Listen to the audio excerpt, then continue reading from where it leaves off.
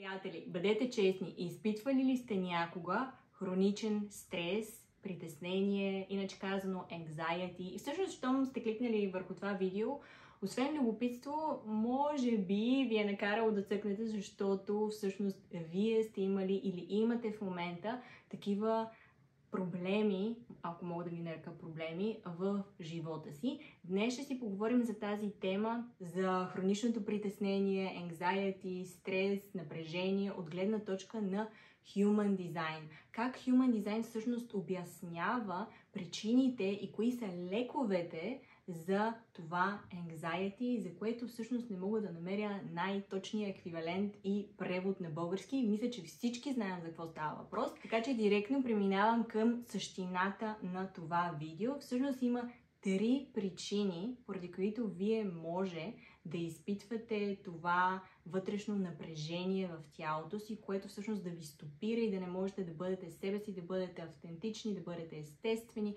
и да се чувствате щастливи и пълноценни. В случая, първата причина, която ние ще разгледаме днес, е тази, която проистича от емоционалния център. Както виждате тук на тази снимка, корена, всъщност този център, който е най-отдолу, има връзки както към емоциите, така към сакрала, така и към далака. Съответно, както може да се досетите, тези 3 центъра всъщност се явяват и 3 причини, поради които вашият коренен център може да изпитва и да задържа това притеснение, това anxiety. В случая започваме с емоционалния център, както ви казах. Една от първите причини за anxiety-то е задържаната емоционална енергия. Какво значи задържана емоционална енергия? Тоест, преживели сте някакво емоционално събитие, нещо, което е провокирало емоции във вас, било то позитивни или негативни, и тези емоции не са изразени чисто физически, чисто телесно. И те остават заключени в тялото и в този емоционален център, т.е. оттам вече не може да върви свободно енергия, т.е. енергията от корена вече спира в емоционалния център и тя не може да продължи нататък към другите енергийни центрове в тялото. Съответно, много е важно да се замислите дали имате някакви травматични събития от миналото, имате ли някакви потиснати емоции, имате ли емоции, които не сте изразили, има ли ситуации, в които всъщност сте почувствали някаква емоция, но не сте я изказали, изразили чисто физически, телесно. Тук говорим дори за неудобни емоции, като гняв, ярост, тъга, раздразнение, позитивни като любов, щастие. Могат да бъдат всякакви емоции, които могат да бъдат блокирани във вашето тяло. Когато една емоция остане блокирана в тялото, тя си остава по нервната система. И всъщност това предизвиква блокажът в този емоционален център. Чисто на физиологическо ниво, когато ние преживеем някаква емоция, тя носи даден заряд. Емоция от английски се превежда emotion, т.е. енергия в движение. Съответно, тази енергия, която се създава в нашето тяло, тя трябва да намери своя изход някъде по периферията. Било то като се разярим, развикаме, започнем да удряме нещо, чисто физически изразим тази емоция. Когато сме наранени, да се разплачем, да покажем, че ни боли, да покажем чрез физическия израз, който е, например, сълзи, че нас ни боли, че на нас ни е тъжно и така нататък. Тоест, за това е толкова важно, когато изпитате емоция, да си позволите тази емоция да премине през вас. Разбира се, не да я прехвърляте на околните около вас и да ги обвинявате, че те са ви виновни за емоциите. Има много видеа за емоциите. Днес няма да се фокусирам точно върху тях, но е важно вие самите за себе си да си преживеете тази емоция, за да не остава тя блокирана и на своя страна да не предизвиква в дългосрочен план вече и anxiety, хронично притеснение, стрес и така нататък. И също долу в описанието може да ми споделите и да ми напишете всъщност изпитвали ли сте някога такова anxiety, паник атаки, хроничен стрес, който е бил провокиран от потиснати емоции, или всъщност въобще да ми споделите, имали ли сте такива ситуации, имате ли такива ситуации в момента в живота си, в които вие усещате това anxiety, без да има всъщност съзнателна и осъзната причина за това anxiety или за този стрес или за тази паническа атака. Ще се радвам много да споделите долу в коментарите, защото чета всички коментари. Много ще се радвам, ако мога да ви бъда от полза. И разбира се, ако имате желание, винаги може да си запишете среща при мен. Долу е линка за това. И няма да вметвам на края на видеото, сега ще ви го споделя. Моля ви, цъкнете лайк, сабскрибнете се за канала, разпратете го на приятели, защото това адски много помага на алгоритъма на YouTube, така че ще съм ви много, много, много благодарна. Продължаваме с втората причина за хроничния стрес, напрежение и паник атаки и anxiety. Тя се крие в сакралния център. Какво значи това? Значи, че ако вие не изразходвате вашата енергия, т.е. сакралната си енергия в неща, които ви доставят удоволствие и нямате достатъчно движение и като цяло не изразходвате енергията си в създаване на нещо, което вие харесвате, т.е. не ремонтирате неща, ако обичате да ремонтирате, не рисувате, ако обичате да рисувате, не скачате, ако имате вътрешно много насъбрана енергия, т.е. не спортувате, не се разхождате. Общо взето не изразходвате сакралната си енергия там, където на вас ще ви доставя удоволствие, на вас ви харесва и така нататък. И вие оставате с много насъбрана енергия във вашето тяло, която просто няма къде да бъде вложена. Вие имате нужда да влагате вашата енергия, за да не се натрупва тя в тялото и да прераства в anxiety и в притеснение. Понякога, когато изпитате anxiety, най-доброто нещо, което може да направите е просто да се раздвижите, да поскачате, да ходите да направите една разходка, една тренировка във фитнеса или просто да поспортувате малко и това ще раздвижи и вашата сакрална енергия. Разбира се, много е важно да влагате сакралната си енергия в неща, които ви удовлетворяват, неща, които ви харесват, неща, които вътрешно ви доставят удоволствие да създават. Има хора, които просто обичат да си ремонтират някакви неща, или просто обичат да подреждат, или обичат да чистят. Това са все дейности и активности, които ще раздвижват енергията в сакрала и тя ще се влага в някакви места, чисто на физическо ниво. Може да създавате нещо с ръцете си, дали ще са някакви купички от глина, дали ще е нещо, което ще измайсторите. Без значение. Вие имате нужда да създавате, да творите, да работите, да се движите. Вашата енергия трябва да излиза от вас, за да не се запечатва в тялото и после да се чувствате, в мене нещо кипи, нещо иска да излезе, защото обикновено, когато изпитвате anxiety или паническа атака, вие го усещате с много силно сърцебиене. И това сърцебиене всъщност е тази енергия, която иска да излезе от вас. Било то емоционална, физическа или сега ще преминем към третата причина, която също така може да предизвиква anxiety, паник атаки и така нататък. Всички тези неприятни усещания от задържаната енергия в корена. Третата причина за anxiety, стрес, паник атаки, повторих го това нещо може би 30 пъти в това видео, но все пак за това е видеото. Третата причина се крие в Далака и всъщност, както може вече да се досетите, Далака отговаря за нашите инстинкти и нашето благосъстояние, здраве и всичките тези неща, които ни опазват живи и здрави и добре функциониращи в този свят. Съответно, ако вие не следвате инстинктите на Далака си, които са насочени към това да ви пазят, да ви опазват живи и здрави, всъщност при вас ще се заформя тази паническа атака или този стрес.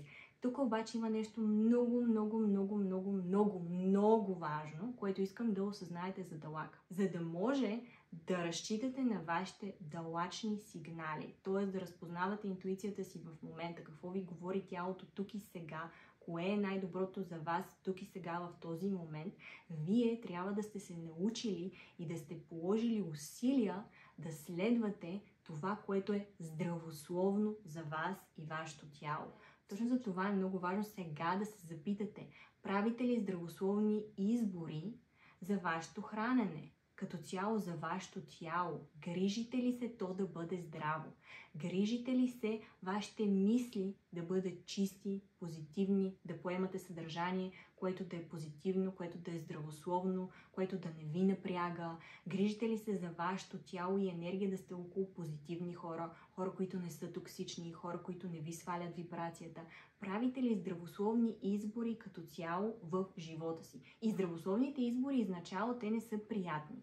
Те в началото могат да се чувстват много дискомфортно. Тоест в началото, когато започнеш да следваш една здравословна диета, тя няма да се чувства много приятна и вкусна и позитивна, но във времето, в дългосрочен план, това оказва благоприятно влияние на вашата вътрешна енергия, на вашето усещане, как живеете, как се чувствате. Общо взето, като цяло, вашия живот започва да се изменя и вие натурално започвате да избирате храни и менюта и ястия, които да са здравословни за вас. Но в началото този избор не е приятен. В началото също така, когато напускате токсична връзка, това е много трудно. Изисква много усилия да се отделите от хора, които са токсични за вас. Но веднъж, когато започнете да правите здравословни избори на база на това, кое е в живота ви, какво поемате, какви неща поемате, тогава вече може да разчитате на Далак си и на неговите сигнали.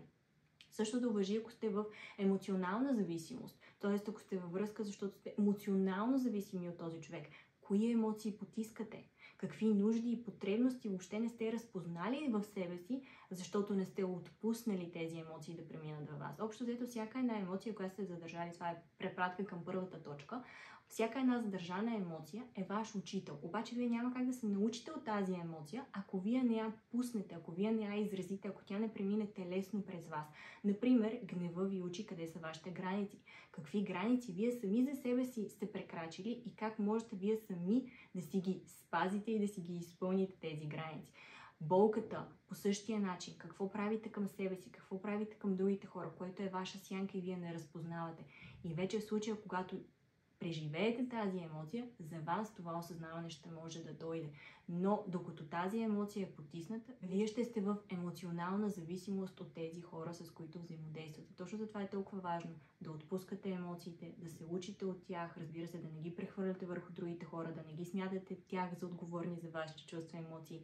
Вие да си влагате енергията в неща, които обичате, харесват ви, носят ви наслада, да намерите онези неща, всъщност, които ви носят наслада, да правите, да вършите, да спортувате и така нататък. И също така за вас е важно да формирате онези навици във вас, които ви носят здраве и здравословна енергия. Хора, места, също така неща, които поемате като цяло, не само храна, ами всичко общо, което е около вас е енергия, която поемате, съдържанието, което гледате, книгите, които четете, всичките тези неща здравословни ли са за вас? В дългосрочен план какъв ефект оказват те за вас?